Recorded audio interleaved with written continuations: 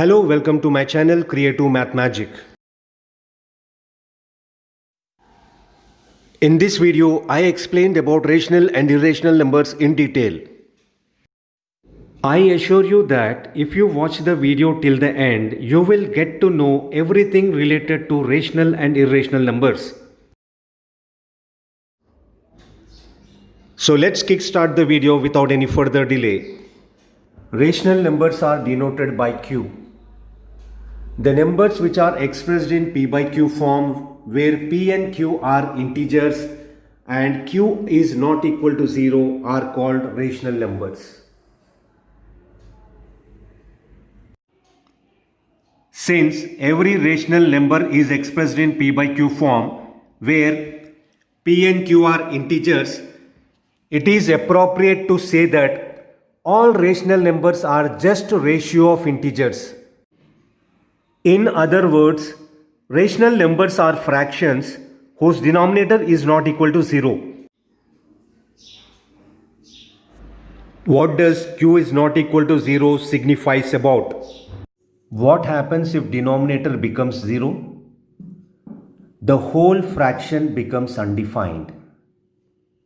Why? Because when you try to divide an integer with 0, no matter with what number you multiply this 0, you can never get an integer again. For example, here 3 is divided by 0. Can we divide them? No. So the fraction becomes undefined. Now let us come back to our main topic, that is rational numbers. Do you think that natural numbers are part of rational numbers? Do whole numbers belong to rational numbers? Are integers subset of rational numbers? What about fractions, decimals, square root of numbers? Do they belong to rational numbers? Before giving answers to these questions, I would like to explain what actually is P by Q form.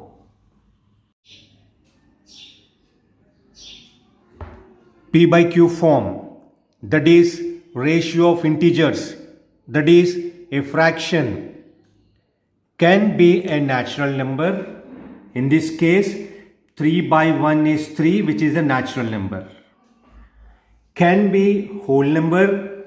In this case, 0 by 1 is 0, we are getting a whole number. It can also be integer. Here minus 3 by 1 is minus 3, which is integer. So P by Q form can be a natural number, whole number and an integer, which means that all natural numbers, whole numbers, integers are rational. It is already concluded that all natural numbers, whole numbers and integers can be expressed in P by Q form as they have 1 as the denominator.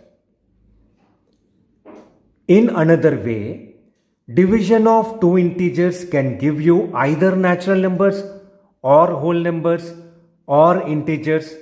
Apart from these three, when you divide two integers, you may also get decimals. What type of decimals do we get? To understand this, let us know about the types of decimals.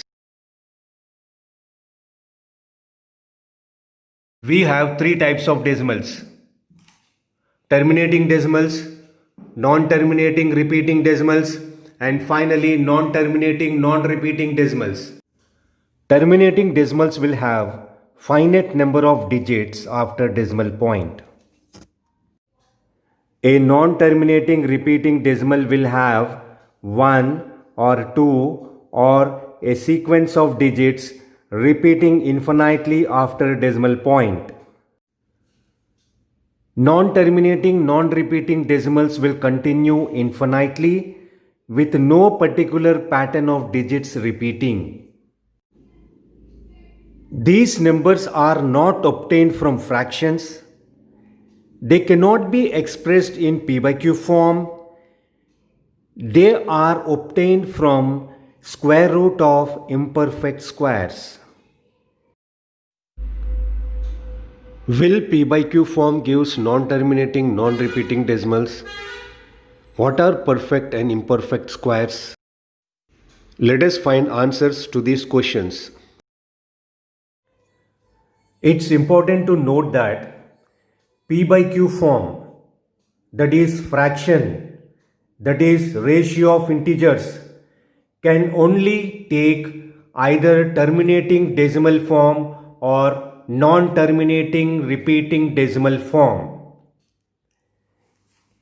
P by Q form, that is when you divide two integers, you will never get non-terminating, non-repeating decimal.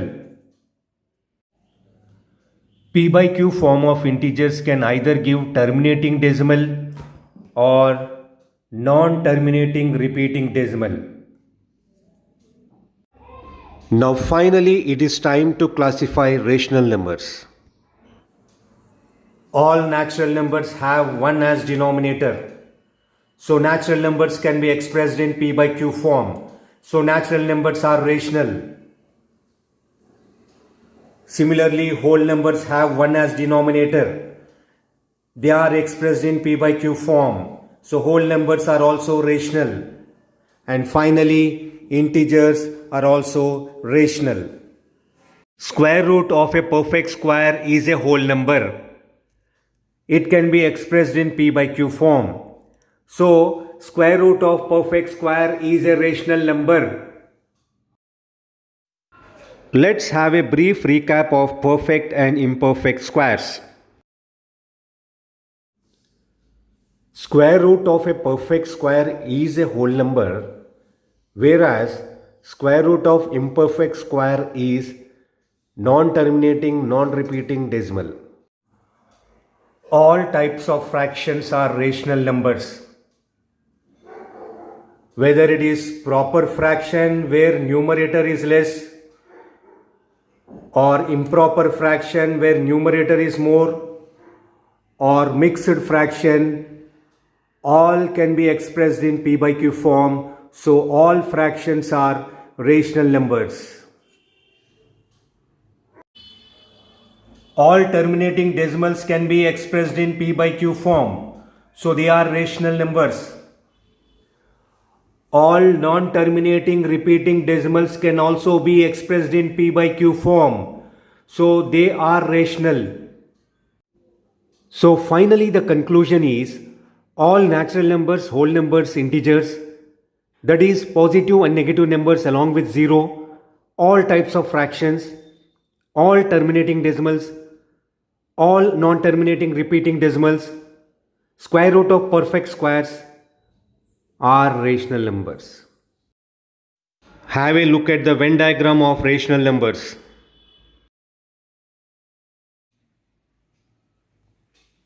Now let us know about irrational numbers. Irrational numbers are denoted by Q dash. The numbers which cannot be expressed in P by Q form are called irrational numbers. All non-terminating and non-repeating numbers are irrational. Non-terminating and non-repeating decimals cannot be expressed in P by Q form. So they are irrational. We get these type of numbers from square root of imperfect squares like root 2, root 3, root 5, so on.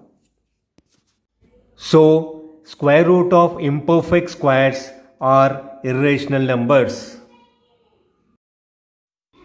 Both rational and irrational numbers together are called real numbers.